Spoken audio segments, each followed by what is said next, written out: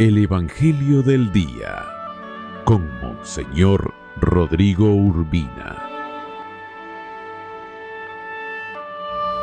Lectura del Santo Evangelio según San Lucas. Gloria a ti, Señor.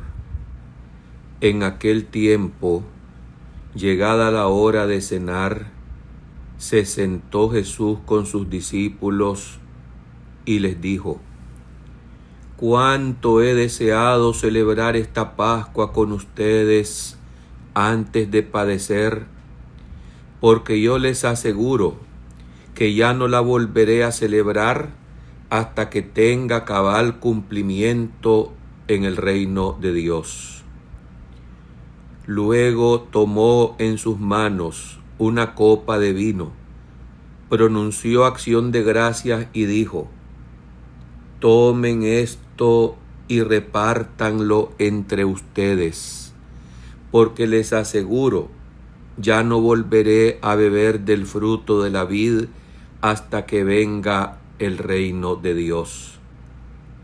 Tomando después un pan, pronunció la acción de gracias, lo partió y se lo dio diciendo: «Esto es mi cuerpo, que se entrega por ustedes. Hagan esto en memoria mía». Después de cenar, hizo lo mismo con una copa de vino, diciendo: «Esta copa es la nueva alianza sellada con mi sangre, que se derrama por ustedes». Palabra del Señor. Gloria a ti, Señor Jesús. Por este santo evangelio se borren nuestros pecados. Alabanzas a ti, oh Cristo. Cristo, mediador de la nueva alianza, por el hecho de permanecer para siempre, posee un sacerdocio perpetuo. Queridos hermanos, el jueves, inmediatamente después de Pentecostés, se propone la celebración de Cristo, sumo y eterno sacerdote. Esta celebración, gracias a Dios, se está propagando en muchísimos lugares del mundo. Aún cuando quedan lugares donde las conferencias episcopales todavía no lo imponen. Pero ¿qué es lo que celebramos en este día? Lo acabamos de escuchar en el relato del Santo Evangelio solemnemente proclamado. Es el sacrificio vivo y santo ofrecido por Cristo, sumo y eterno sacerdote, a su Padre para la remisión de todos los pecados. Pues esa sangre del Cordero Inmaculado, víctima que se derramó en la cruz, víctima de nuestros pecados, es la que nos ha limpiado de todos nuestros delitos. ¿Cuál es la función del ser sacerdote? Lo primero, tenemos que recordar que Cristo nos ha hecho sacerdotes a todos en virtud del bautismo. Ese sacerdocio común de los fieles, sacerdocio real a todo el pueblo redimido, nos capacita para elevar nuestras oraciones y súplicas a Dios por medio de Jesucristo, el único mediador nos capacita para ofrecer también nuestras dolencias, enfermedades, amarguras, sinsabores, todo aquello que nos hace sufrir las tribulaciones, a la cruz del Señor Jesucristo, para que ofreciendo todo eso con Él al Padre, podamos también alcanzar por el único mediador, Jesucristo, el provecho espiritual y el perdón de nuestros pecados. Pero además Jesús, el Señor, no solo comunica, como dice el prefacio de esta fiesta, esa dignidad del sacerdocio real a todo el pueblo redimido, sino que con especial predilección entresaca, llama, elige y mediante la imposición de las manos de los sucesores de los apóstoles hace partícipes a esos elegidos de su ministerio de salvación. ¿Con qué fin? ¿Para qué razón hace esto el Señor? Para que los sacerdotes renovemos en su nombre el único sacrificio redentor. Esto es lo más importante de los sacerdotes, ofrecer la Eucaristía, sí, y ser también nosotros ofrecidos, ser Eucaristía. Además, al ofrecer la Eucaristía, que es el único sacrificio de Cristo que se ofreció una vez y para siempre, el Viernes Santo, tenemos que preparar al pueblo el banquete pascual. ¿Cuál es este banquete pascual? El de las dos mesas. La mesa, en primer lugar, de la Eucaristía. Si no hay sacerdote legítimamente ordenado por un obispo con sucesión apostólica católico, no hay sacerdote. Y sin sacerdote católico no está presente Jesús en el Santísimo Sacramento del altar. ¿A qué más nos ha llamado a los sacerdotes ministeriales el Señor Jesús? Atención, para hacer vínculos de caridad en medio del pueblo santo, para alimentarlo también con la palabra, para fortificarlo con los sacramentos. Para esta razón es que Cristo ha llamado entre el pueblo a algunos hermanos para que seamos servidores de ese pueblo, fortificándolo con los sacramentos y entregando la vida a Dios por la salvación de todos, de los hermanos. ¿Cuál es la obligación del sacerdote? Vivir como Cristo vivió, amar como Cristo ama, reproducir en nosotros la imagen de Cristo, como nos lo exige este ministerio que indignamente se nos ha confiado. Tenemos que ser testimonio de fidelidad y de amor.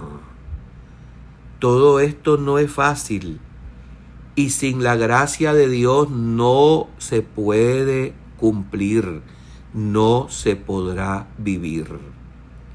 No debemos olvidar que los sacerdotes somos seres humanos, hombres como todos, con cualidades y defectos, pero en virtud de la ordenación sacerdotal, se nos ha constituido en maestros y pastores del pueblo de Dios y en servidores de ese pueblo al que tenemos que santificar por medio de la administración de los sacramentos, el bautismo, la confirmación, la Eucaristía, la unción de los enfermos.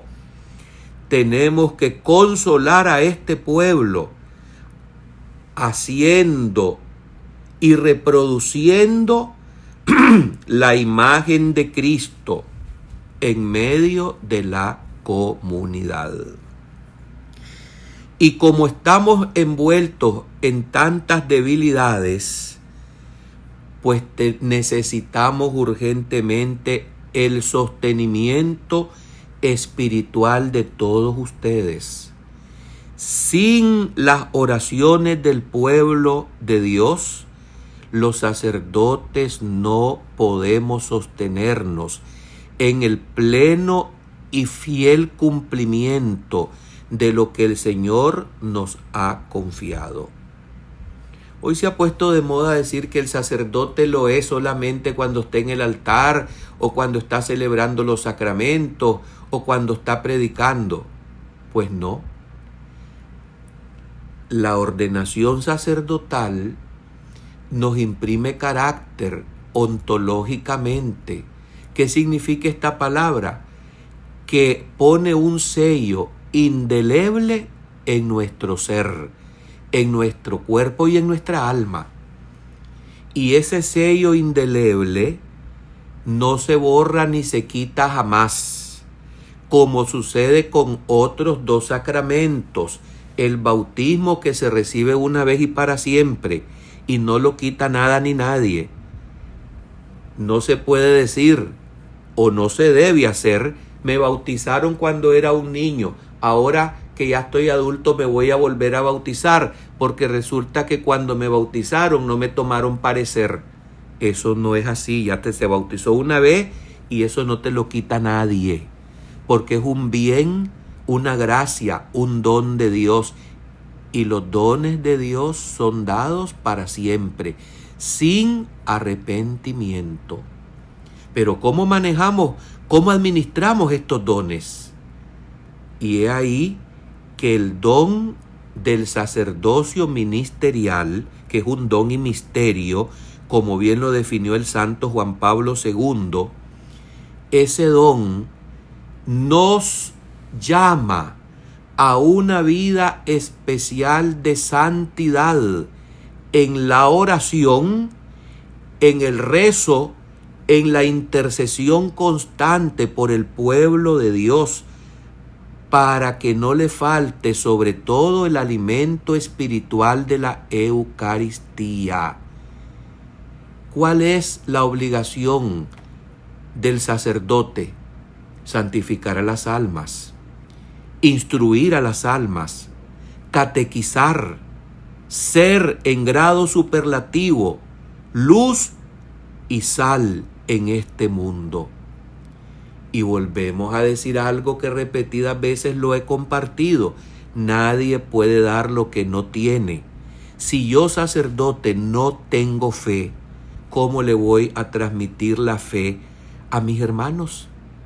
Si yo, sacerdote, no rezo, que es mi obligación rezar por mi santidad y la de ustedes, yo no estoy cumpliendo lo que me compete con prioridad a esta misión, o en esta misión que el Señor me ha llamado vivir y asumir.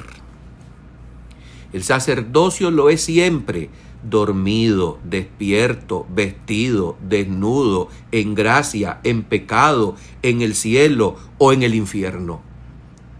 Y como dicen los santos, el sacerdote no se salva solo, se salva con muchas almas si ha vivido para la misión que el Señor le confió. El sacerdote no se pierde eternamente solo, Si se condena, arrastra consigo a miles y miles de almas.